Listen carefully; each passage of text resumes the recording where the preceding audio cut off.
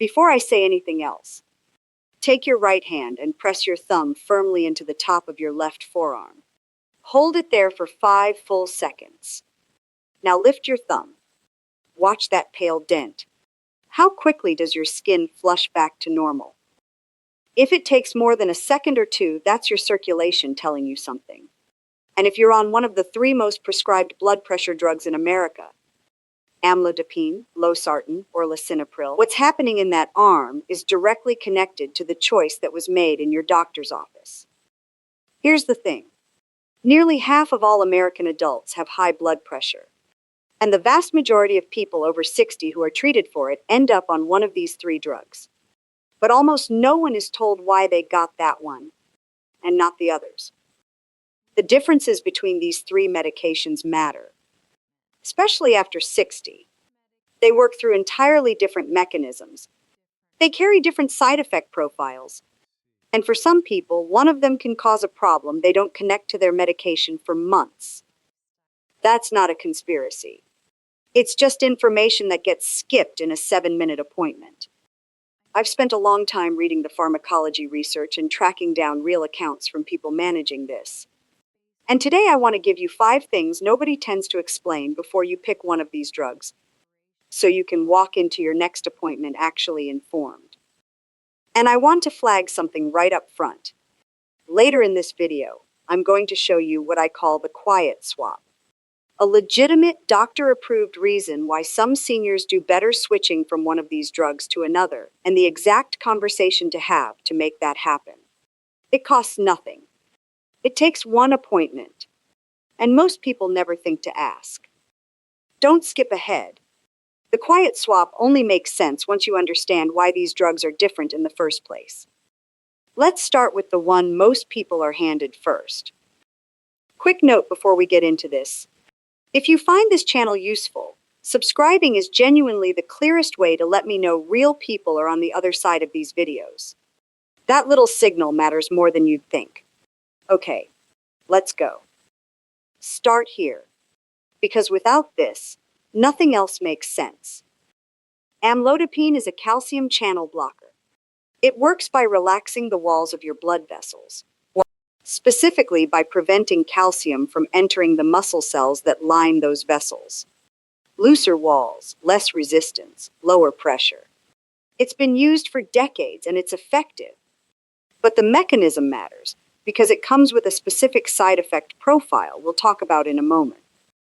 Losartan is an ARB, an angiotensin receptor blocker. It blocks a hormone called angiotensin II from binding to your blood vessels. That hormone is a powerful constrictor, and Losartan essentially locks the door so it can't do its job. Lisinopril is an ACE inhibitor. It works 1 step earlier in that same hormonal chain. Instead of blocking the receptor, it stops your body from producing as much angiotensin II in the first place. Same goal. 3 very different roads to get there. And those different roads are why the side effects and the right fit vary so much from person to person. Think of your arteries like a garden hose with a dial on the side. Amlodipine loosens the hose material itself. Losartan blocks the hand squeezing the outside. Lisinopril stops the signal that tells the hand to squeeze. All 3 lower the pressure inside. But if the hose material is too loose in your ankles, water pools there. If the hand that was squeezing was also protecting your kidneys, you need to know that before you pick one. That's what the next 4 points are really about. Now here's something that surprises almost everyone who hears it for the first time. Amlodipine, one of the most widely prescribed drugs in the world, causes ankle swelling in a meaningful share of people who take it. Not because something is wrong with their heart, not because they have a new condition, but because of the exact way it relaxes blood vessel walls. When those peripheral vessels dilate, fluid can leak into the surrounding tissue, particularly in the lower legs and ankles. The medical term is peripheral edema. According to prescribing data and clinical guidance from the FDA, peripheral edema is one of amlodipine's most common documented side effects, occurring in a dose-dependent pattern, meaning the higher the dose, the more likely it is to appear. The trouble is, many seniors see swollen ankles and assume it's heart failure, or arthritis, or just age. Their doctor adds another medication to treat the swelling. And the real cause, the amlodipine itself, never gets questioned. I came across the story of a man named Rufus, 68, retired hardware store owner, spent 40 years on his feet. When he started amlodipine, his ankles swelled so badly by the evening that he stopped walking his neighborhood loop. He thought his heart was finally giving out. He was scared to tell anyone. It took about 14 months before a different doctor looked at his medication list and said, "This is the drug." Within a few weeks of switching, the swelling was mostly gone. 14 months of fear. One conversation could have spared him most of it. But ankle swelling you can see. The next thing I want to tell you about, you can't see it at all. And it may be one of the most overlooked risks for anyone over 60 on one of these medications. Here's something most people are never told about these three drugs. Losartan and Lisinopril, the ARB and the ACE inhibitor, both have documented kidney protective effects in people with diabetes or early-stage kidney disease. This isn't a minor point. The American Diabetes Association and major nephrology guidelines recognize that blocking the renin-angiotensin system with these drugs can slow the progression of diabetic kidney disease. Amlodipine doesn't share that property. It's a solid blood pressure lowering drug.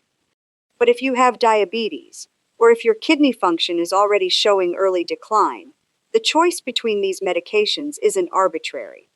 There's real evidence pointing in a direction. If your doctor didn't mention your kidney function when they wrote the script, that's a conversation worth starting. I read about a woman named Bernadette, 73, a retired greenhouse grower, managing type 2 diabetes for about 9 years. She'd been on amlodipine since her early 60s with decent blood pressure numbers. But her kidney filtration rate had been quietly drifting downward. Nobody connected the medication choice to what her kidneys needed most. When her endocrinologist finally reviewed the full picture, she was transitioned to Losartan. Her numbers stabilized over the following months. She wasn't failed dramatically. She was just never told what the research already knew. Now, the kidney story is about what these drugs do that nobody explains. What I'm about to share is about something one of them causes, something that sends thousands of people to their doctor every year and gets misdiagnosed constantly. And if you're on lisinopril, lean in here. Lisinopril and all ACE inhibitors cause a persistent dry cough in a significant portion of people who take them.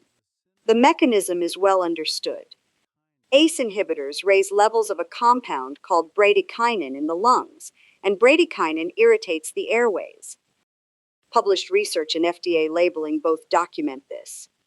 Clinical estimates suggest this cough affects somewhere between 5 and 35% of patients.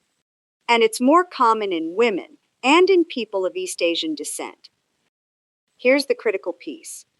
The cough doesn't go away on its own while you stay on the drug, and it's almost always misread as allergies, as a postnasal drip, as early COPD. People get antihistamines. They get inhalers. They see a pulmonologist. Meanwhile, the cause is printed on their prescription bottle. The quiet swap I mentioned at the top. This is often exactly where it applies. Switching from lisinopril to Losartan or another ARB frequently resolves the cough because ARBs don't raise bradykinin. Same blood pressure control. No cough. I came across the story of Faye, 64, former upholsterer, tough and practical, not someone who complained. She'd had a dry, tickling cough for nearly a year.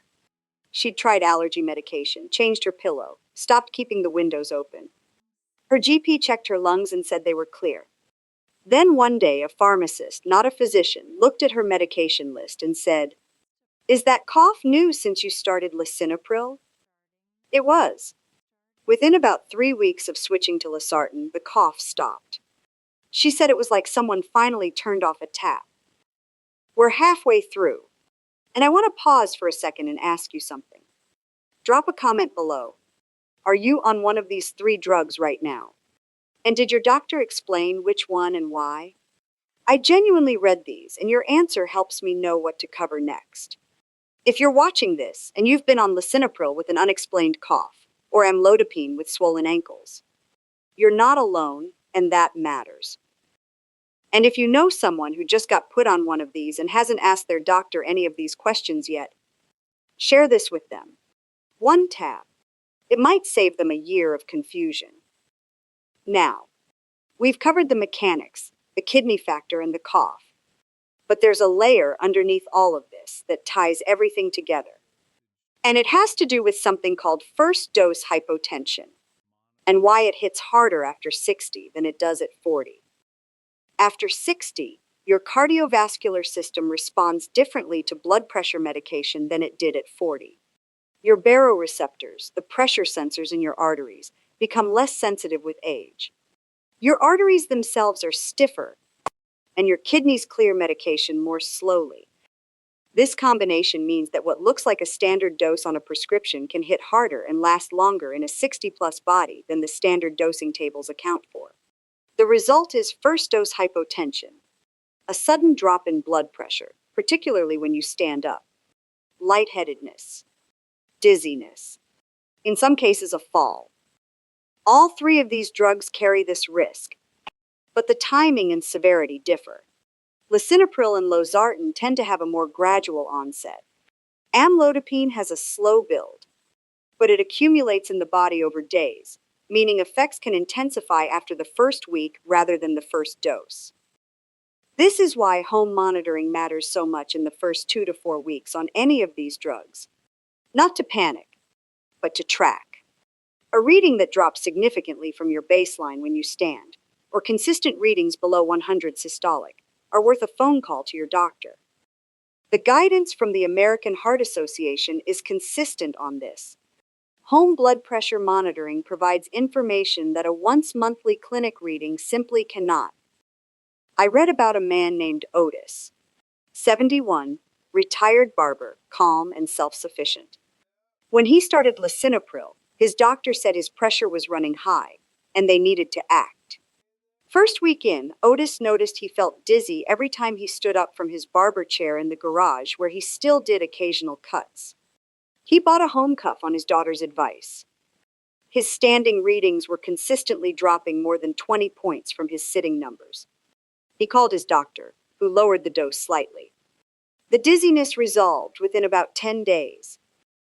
That blood pressure cuff cost him $30. What it might have saved him is incalculable. And now, here it is. The quiet swap. Everything I've told you. The ankle swelling with amlodipine, the kidney protection with Losartan and Lisinopril, the cough with Lisinopril, the age-related dosing sensitivity. It all points to one conclusion. These are not interchangeable drugs.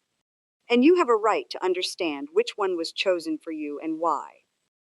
The quiet swap is simply this: a direct, calm, informed conversation with your prescribing doctor, where you bring these specific questions. You ask, do I have diabetes or early kidney disease? If so, is an ACE inhibitor or ARB the better fit for me? You ask, I've had some ankle swelling. Is that consistent with amlodipine? Should we reconsider the dose or the drug? You ask, I've had a persistent dry cough since starting this. Is there an ARB that might control my blood pressure equally well without that side effect? And you ask, can we check my blood pressure lying down and standing to make sure I'm not having significant drops? That's the whole conversation. 4 questions. Most doctors will welcome them. And the answers might mean a switch that genuinely changes your daily experience. Sometimes within a few weeks. Here's the bigger picture. None of these 3 drugs is universally better than the others. They're tools. Amlodipine is a powerful, well-tolerated option for many people, unless ankle swelling becomes an issue. Lisinopril is widely effective, unless the cough makes life miserable. Losartan tends to be well tolerated and carries documented benefits for people with diabetes or kidney concerns, but like all ARBs, it requires monitoring of potassium levels and kidney function. The point isn't to distrust your prescription. The point is to be an informed participant in the conversation about it. Here's what I want you to do in the next 24 hours. First, write down your current medication name and dose. Just look at the bottle. Second, note any symptoms you've had since starting it. Ankle swelling, a dry cough, dizziness when you stand, morning fatigue, even if they seem unrelated. Third, if you have a home blood pressure cuff, take 3 readings tomorrow. Once lying down, once seated after 5 minutes, and once standing. Write them all down. Fourth, bring that piece of paper to your next appointment and ask your doctor the 4 questions I just gave you. That's it. That's the whole action plan. You don't need to change your medication without your doctor. You need to walk in prepared. Let's bring this back together. These 3 medications, Amlodipine, Losartan, Lisinopril, all lower blood pressure. But they do it differently. They come with different side effects. They carry different advantages depending on what else is happening in your body after 60. And the one you're on may or may not be the best fit for your specific situation. You now know about the ankle swelling with amlodipine, the kidney protective properties of the ARBs and ACE inhibitors, the bradykinin cough with lisinopril, and the fact that switching to an ARB often resolves it. The way aging changes how your body handles these drugs. And the quiet swap, the conversation that's always available and almost never happens. If you take one thing from today, bring a written list of your symptoms to your next appointment. Your doctor can only work with what you tell them. Your body isn't broken. It just needs you to be its advocate. If these videos are helping you think more clearly about your health, I'd love for you to subscribe. It's the simplest way to tell me you're out there, and honestly, knowing you're watching is why I keep going. I'll have another one out soon, and I'd hate for you to miss it. This channel is for general educational purposes only. Always consult your doctor or qualified healthcare provider before making changes to your diet, exercise, or supplement routine.